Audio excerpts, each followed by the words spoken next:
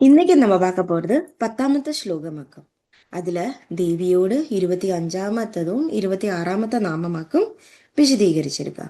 ശുദ്ധ വിദ്യാങ്കുരാകാര ദ്വിജ പങ്ക്തിദ്വയോജ്വല கற்பூர வீடிகா மோத சமாகர்ஷ திகந்தர. சுத்த அப்படின்னா ரொம்ப பரிசுத்தமான வித்யா. வித்யன்னா நம்மளுக்கு ஞானத்தை. அங்குரா கார அப்படின்னா தேவியோடு அந்த பல்லு. அது த்விஜ. த்விஜனா ரெண்டு.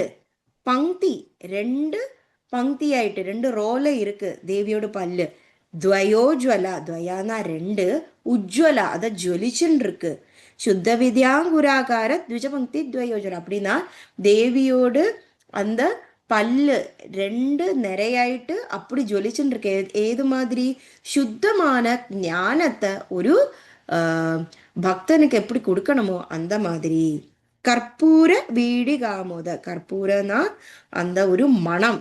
அது வீடிகா அப்படின்னா ஒரு வெத்தலைய எப்படி அந்த தேவி வாயில போட்டு சவைக்கிறாளோ ஆமோதம் அவ்வளோ சந்தோஷத்தோடு கூட சமாகர்ஷ திகந்தர எல்லா 4 திக்கிலேயும் அந்த மனம் வந்து எல்லா இடத்திலேயும் அது தேவியோடு அந்த ஒரு இடத்துல ஃபுல்லா அது சுகந்தமாயிட்டு மாறுறது. அவ்வளோ மணக்கிறது.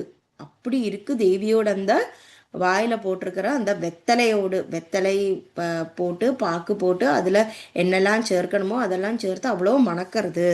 சுத்த வித்யாங்குராகார த்விஜபங்கி துவயோஜுல கற்பூர வீடிகாமோத சமாகர்ஷ திகந்தர. தேங்க்யூ.